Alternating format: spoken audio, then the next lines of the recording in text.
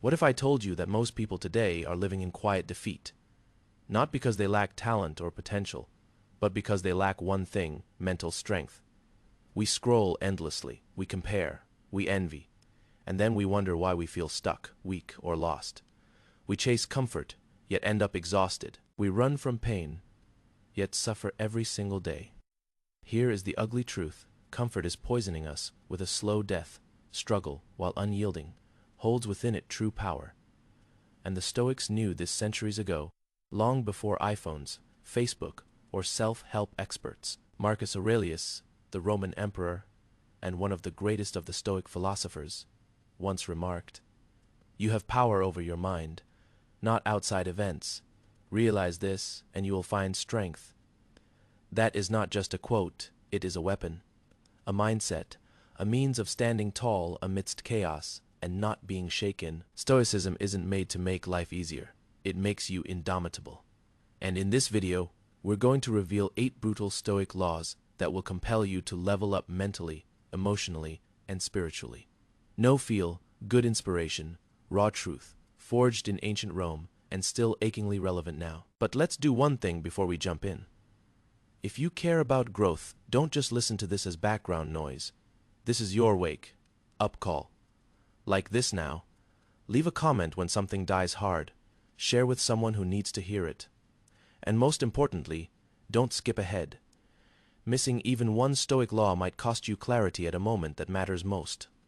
Now, let's get started. Law number 1, welcome discomfort as a friend. We're conditioned to shun pain. The Stoics instructed us to do the opposite. Charge toward it with eyes wide open. Reflect on it.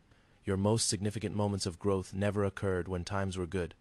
They happened when you were pushed to the brink, when you needed to get up or remain broken. Marcus Aurelius was betrayed, at war, and ill. Yet he ruled with equanimity. He did not shun discomfort. He embraced it. His words, timeless as they are, continue to resonate today. The impediment to action advances action.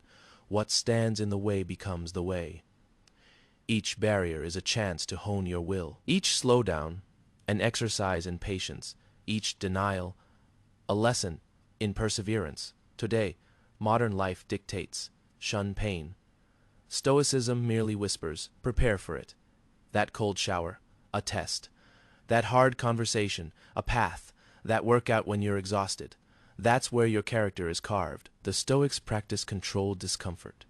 Seneca slept on the floor, ate plain food, wore old clothes, not out of misery, but out of training. Why? Because when life strips away comfort, you're not shocked, you're ready. This is the truth. Discomfort isn't your enemy. It is your mirror. It shows you who you are and who you are becoming. Endure small pain today, and tomorrow you'll have to deal with more pain. But lean into discomfort with intention, and something amazing occurs. You no longer fear it. And that is where freedom starts. Now treat discomfort as a sparring partner. It will bruise you, but it strengthens you. So go ahead, select one discomfort. Take that cold shower, have that hard conversation. Sit in silence with tedium. And remind yourself this is training for life's storms. Post this in the comments. Discomfort is my training ground. Law number 2. Stop being owned by your emotions. How many times a day do your feelings hijack your day? Someone makes a comment, and you lose it. Plans fall through, and your mood falls with them. You feel like being lazy, so you skip the gym, the work, the discipline. It is not you, it is all of us. But the harsh truth is this: if you are controlled by your emotions, you are slaves to them. And the Stoics thought that slavery to emotion was a worse fate than cuffs around your wrists. Epictetus, a former slave himself, stated it bluntly: any person capable of angering you becomes your master. They can anger you only when you permit yourself to be disturbed by them. Consider this: the guy who cut you off while driving, you gave him your peace. The break up, you gave it your identity. That nasty remark online, you gave it your joy. Stoicism does not require you to suppress your emotions. It makes you aware of them, comprehend them, and decide your reaction rather than blindly act.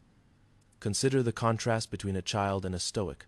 A child has a tantrum. A Stoic sits out the storm and reflects. Marcus Aurelius, one of the greatest men in history, wrote in his personal diary, now titled Meditations, If you are troubled by anything external, the discomfort is not due to the thing itself, but to your estimation of it, and this you can withdraw at any time.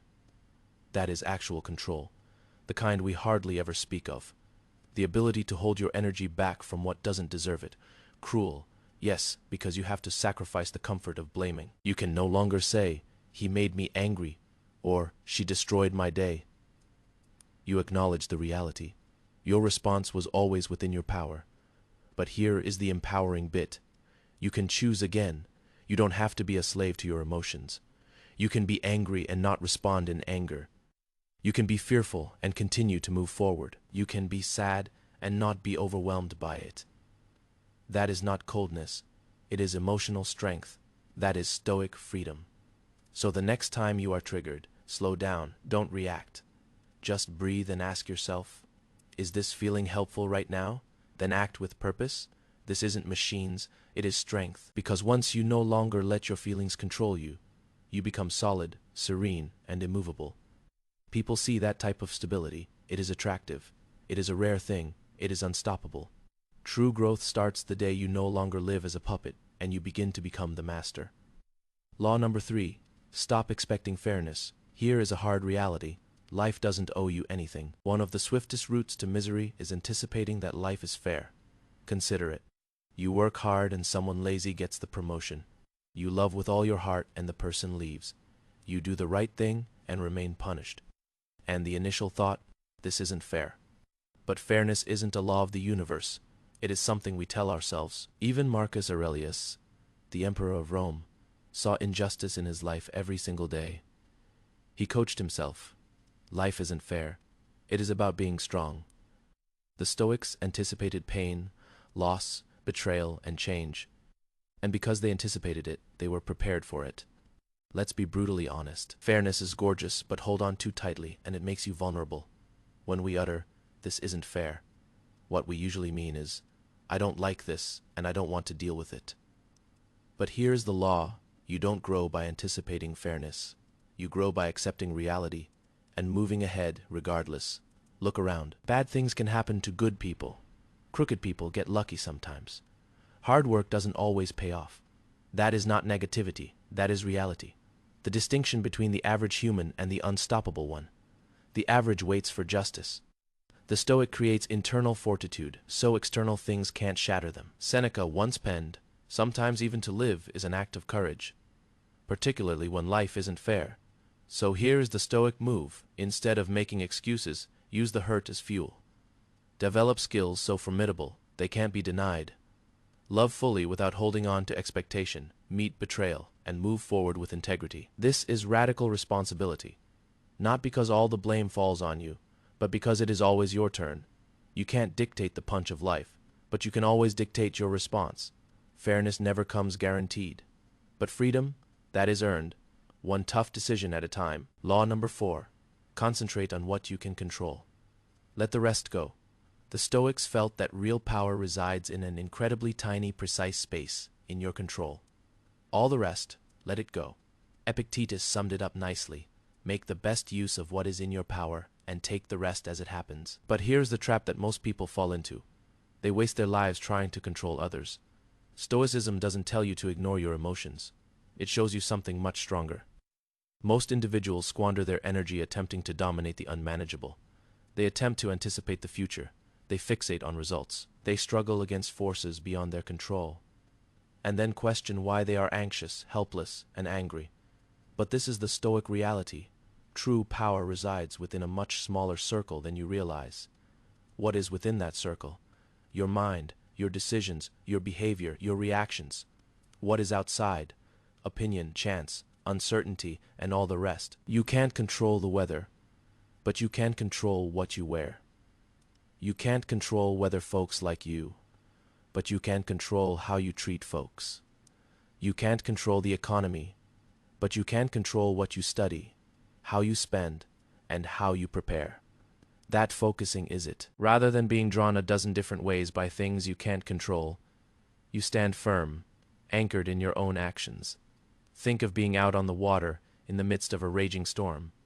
The Stoic doesn't yell at the wind. He takes the wheel and steers the ship. That is why Stoics remain calm when others freak out, concentrated when others whine, disciplined when others flail. It is not about ignoring the outside world. It is about choosing what is worth your attention. And here is the surprise: 90% of what individuals worry about is entirely outside their control. So give this practice a shot. Each time you get stressed out, ask yourself, is this in my control? If yes, take action. If no, release it. Easy? Number simple? Yes. Powerful? Absolutely. Marcus Aurelius got it exactly right. You have power over your mind, not outside events. Realize this, and you will find strength. And when you embody this, others take notice. You are unshakable, not because you know how to manipulate all circumstances, but because you understand how to master yourself regardless of what goes on law. Number 5, practice voluntary hardship to build unbreakable will. When the world is addicted to ease, discipline becomes a superpower. The Stoics didn't wait for life to try them. They tried themselves first. Not to endure, but to make themselves stronger. Not to scold, but to ready. Seneca wrote, "Set aside a certain number of days during which you shall be content with the scantiest and cheapest fare, with coarse and rough dress, saying to yourself the while, 'Is this the condition I feared?'" This habit of choosing hardship, discomfort, wasn't self-hatred. It was creating a mind that could not break. Consider this: most people now shun discomfort at all costs. They never skip a meal. They never sit in silence. They never forego convenience. So when life finally lands on them with impact, they break, they panic, they blame. The Stoic, they've already trained. They've practiced hunger, fatigue, rejection, boredom, and struggle. That doesn't make them invincible. It makes them adaptable. You don't build willpower by watching motivational videos. You build it by choosing challenges on purpose. Voluntary hardship could look like this: fasting for 24 hours to remind yourself you control your appetite. Taking a cold shower when every part of you resists. Saying no to a luxury you can afford to refine self-discipline. Jetting up early to train when your body wants more sleep. These little acts add up, and eventually they make you someone dangerous. Not mean to yourself, but formidable. Because you know the truth, comfort doesn't make you stronger. Challenge does. When adversity comes eventually, as it inevitably will, you won't fall apart. You'll grin because you've already decided to walk through fire. Marcus Aurelius ruled during wars, plagues, and betrayals, and wrote in serene clarity. Why? Because adversity didn't shake him. He counted on it. And when you anticipate adversity, it loses its ability to immobilize you. And so instead of asking, "How can I ease life?" ask, "How can I toughen myself?" Practice hunger. Practice solitude. Practice exhaustion, rejection, boredom. And stay steadfast in it all, because someday life will present you with more than you believe you can bear. And when that day arrives, you'll emerge. Law number 6, detach from outcomes. Fall in love with the process. We're conditioned to become fixated on results. Land the job, seal the deal, win the goal, make the money, win the approval. But Stoicism turns the tables. Let go of the result, control the process. Why? Because the result is never certain. But your effort, that is always within your power. Epictetus once wrote, "Freedom is the only worthy goal in life. It is won by disregarding things that lie beyond our control." When you attach yourself to outcomes, you prime yourself for misery. You exercise for a week, don't have abs, you give up. You start a project, it fails, you feel useless. You fall in love, they leave. You come apart. But the Stoic understands, the outcome was never your own to start with. The journey was. Law number 6, release from outcomes. Fall in love with the process. Here is the adjustment. Rather than pursuing the outcome, fall in love with the work itself. The showing up, the writing, the training, the building, the thinking, the learning, the effort. That is the Stoic way. Because when you commit to the process, you always win. Even if the result is not what you had in mind. And that is the irony. When you let go of outcomes, you actually get more. Why? Because you are no longer desperate. You are not emotional. You are not pleading for approval. You are grounded, steady, anchored in action. Marcus Aurelius wrote, "Never let the future disturb you. You will meet it, if you have to, with the same weapons of reason which today arm you against the present." Meaning, Stop obsessing about what might happen. Just work your process with courage right now. If you're a writer, write not to go viral, but to sharpen your mind. If you're an athlete, train, not just to win, but to master your body. If you're a builder, build not for applause, but for the pride of the effort. As soon as you attach your value to results, you are vulnerable. As soon as you attach it to discipline, purpose, and concentration, you are unstoppable. This is the Stoic pivot. Show up as if the result is already accomplished and appreciate the art itself. Fail or succeed, it doesn't matter. You've already succeeded because you showed up. Law number 7. Accept death. Live with purpose and urgency. Most live as if they would live forever, wasting time, putting off dreams, getting stuck in bad habits and worse relationships. But the Stoics meditated on death not to be morbid. They did it to wake up. Marcus Aurelius wrote, "You could leave life right now. Let that determine what you do, say, and think." That is not fear. It is freedom. It is understanding that life is short, brittle, uncertain. You don't get to decide when it is over, which means each moment squandered is a moment you won't ever have again. Let that sink in. You don't get to wait for someday. You don't get to continue saying, "I'll do it later." You don't get to take tomorrow for granted. The Stoics referred to it as memento mori. Remember you will die. Not being morbid, but in order to remain centered, present, purposeful. Because when you really confront your own mortality, you no longer waste your life. You no longer mindlessly scroll. You no longer fight about nothing. You no longer accept mediocre. Instead, you begin to create, love, move, act. Now, not eventually. Seneca put it best. It is not that we have little time to live, but that we waste a lot of it. You can't dictate how long you live, but you get to decide how deep you live. And here is the deadliest deception. There is plenty of time. No, there isn't. That risk you keep putting off, that business you keep keeping on the back burner, that person you keep intending to forgive, that change you keep putting off till next year, this is your time. This is your opportunity. The Stoic doesn't avoid death. He looks him straight in the face and proclaims, "You will not find me sleeping over my life." And when you live like that, you don't get stressed, you get alive. Because the one who actually remembers death tells the truth, loves freely, works with a sense of urgency, abandons ego, and ceases to fear failure. Why? Because the biggest failure is not losing, it is wasting your life. Live as if you are on borrowed time, because you are. And when you do, you become magnetic, centered, unstoppable. Law number 8. Be a warrior for virtue, not approval. Let's be real. Most people live for applause, likes, praise, validation, but the Stoic, they don't do it for the crowd, they do it for virtue. Marcus Aurelius wrote, "Just that you do the right thing, the rest doesn't matter." That is the benchmark. Live honorably, even if nobody sees it, tell the truth. Even if nobody applauds, keep your promise, even if it costs you. Train hard, even when nobody watches. That is virtue. That is how you build a soul that can't be purchased. And no, it is not perfection. It is about principles. Here's the reality. It is normally the hard thing to do what is right. It is easier to lie than to stand in truth. It is easier to try to impress than to be real. It is easier to seek approval than to stand alone. But each time you do decide to stick with principle, instead of convenience, you hone your edge. You become someone that your future self can be proud to look back on. Seneca used to say, "I will govern my life and thoughts as if the whole world were to see the one and read the other." That is power. That is integrity.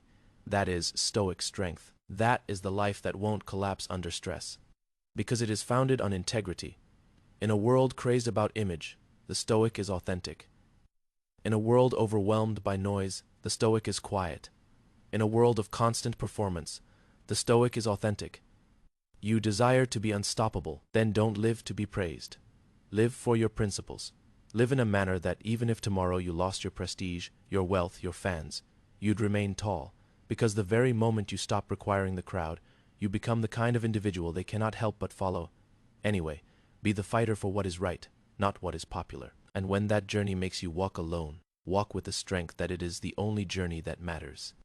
If you've reached this point, then something within you is ready to grow, ready to shed the distractions, the weakness, the emotional turmoil, and step into something more. Not perfection, but power. Not control over others, but mastery of your setat is the Stoic way. It won't comfort you. It gives you clarity. It gives you direction. It gives you a life of purpose. Even when the world around you is crumbling. Marcus Aurelius, Seneca, Epictetus, they did not write for good times. They wrote for survival, for storms, for betrayal, for war, for loss. They taught us that true strength is not in muscles or money. It is in the individual who keeps their promise, in the person who confronts fear without blinking, in the soul that does what is right, even when it is difficult. Lulf.